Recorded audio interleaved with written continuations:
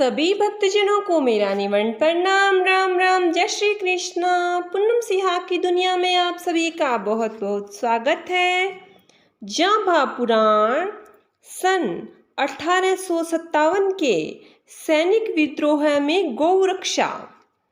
सन 1857 में अंग्रेज शासन के विरोध में भारतीय जनमानस ने बहुत बड़ा उफान आया था। देश की आज़ादी के लिए देशभक्तों ने बिगुल बजाया था। उसमें कामयाबी तो पूर्णतः नहीं मिल सकी थी, फिर भी आज़ादी के बीज तो बोए जा चुके थे। वही पौधा कालांतर में फलीभूत होता हुआ सुमधुर फलदायक बना था।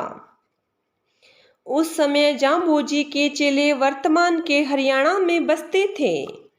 जामोजी ने भ्रमण काल में पूर्व ही घोषणा कर दी थी कि इधर उत्तर की तरफ किसी समय में आप बिश्नोई लोग बसेंगे। जब 1857 की गदर मची थी, तब बिश्नोई लोग हरियाणा में हिसार एवं हांसी के इलाके में बसते थे। वहाँ पर उस एरिए में ही मुसलमान भी बहुतायत में रहते थे। कभी कभी हिंदू मुसलमानों में आपसी तकरार हो जाया करती थी, किंतु उस गदर के अवसर पर तो राज का शासन डोल चुका था। कुछ मनचले लोग अपनी मनमानी करने लगे थे। मुसलमान हिंदू धर्म को आहत पहुंचाने के लिए गौ हत्या जैसा घोर अपराध करने लग गए थे।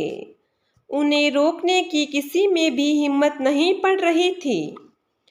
हिंदू धर्म के रक्षक तो बिश्नोई ही हो सकते थे।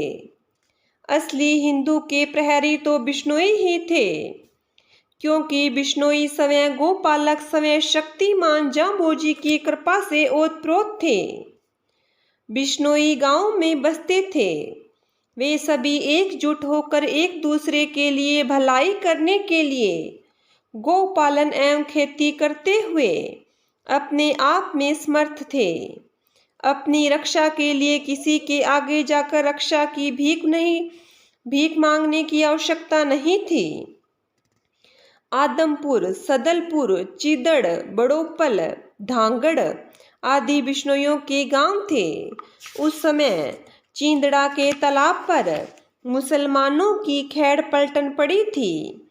एक थके हुए चिल्लाते हुए क्रंदन करते हुए एक सांड को मार रहे थे और 5 और बंधे हुए थे। यह अन्याय सहन करने योग्य कदापि नहीं था। सामो ने यह घटना आदमपुर जाकर बिश्नोइयों की जमात को सुनाई। सामो की बात सुनकर बिश्नोइयों के रोंगटे खड़े हो गए। उसी समय जो जहां पर था वहीं से रवाना होकर धर्म की रक्षार्थ सांड वृषभ छुड़ाने के लिए तैयार हो गए। बिश्नोइयों की सेना जब चिंदड़ के तालाब पर पहुंची तो आगे अनेकों मुसलमान एकत्रित थे। वे अपना भोजन गौ हत्या द्वारा प्राप्त कर रहे थे। बिश्नोइयों ने दूर से ही उनको ललकारा और सावधान होने की चेतावनी दी। यदि आप लोगों को जीवित रहना है, जगत में जीना है, तो इन सांडों को छोड़ दीजिए, अन्यथा जैसा आप लोग इस निरीह जानवरों को मार रहे हैं, वही दशा तुम्हारी होगी। वे मदमस्त लोग कहाँ बिश्नोइयों की चेतावनी सुनने वाले थे। दोनों ओर भयंकर युद्ध हुआ। आखिर में उन विधर्मियों गो हत्यारों लोगों को मैदान छोड़कर भागना पड़ा था।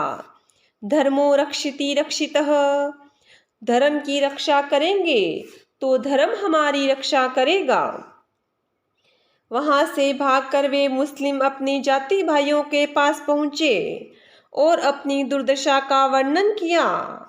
उन लोगों ने जगह जगह पर कागज लिखकर भेजा और अपने जमाती लोगों को एकत्रित किया। उन विधर्मियों और जांभाणों के साथ इसी बात को लेकर सदलपुर, आदमपुर, शीशवाल आदि स्थानों पर भयंकर युद्ध हुआ। आखिर विजय जांभाणों की हुई थी।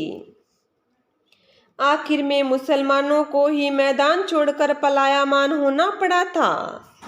इस प्रकार से वह आया हुआ विपत्ति काल धीरे धीरे शांत हुआ था। संभवतः इस घटना से प्रभावित होकर अंग्रेजों ने आदेश पत्र परवाने लिख कर दिए थे, जिनमें पूर्णतः बिश्नोइयों की सीमा में वन्य जीव रक्षा क्षेत्र तथा हरे वृक्ष रक्षा क्षेत्र का केंद्र घोषित किया था। उन्हें मालूम था कि यह ऐसे शूरवीर कौम है जो या तो अपनी धर्म की रक्षा के लिए स्वयं मर जाएंगे या किसी अन्य को ही मार डालेंगे। इसलिए ही प्रमाण पत्र लिख कर दिया तथा प्रचलित किया था। शिकारियों को बिश्नोइयों के गांव से दूर रहने का सख्त आदेश दिया था। वह पत्र निम्नलिखित प्रकार से है। इस पत्र इस प्रकार से अंग्रेजी में था। उसका अनुवाद हिंदी में इस प्रकार से है। जनाब डिप्टी कमिश्नर साहब, बहादुर CM किंग, एस्क्वायर, जिला फिरोजपुर, बनास, तहसीलदार साहिब, तहसीलदार फाजिलका। जो चिट्ठी चीफ सेक्रेटरी गवर्नमेंट पंजाब, मवरखे, 13 फरवरी 1996 के हवाले से है। सरिश्ते हाजा से वजीरिए तहरीर नंबर 185, मवरखे, 8 जुलाई 1896 ईस्वी।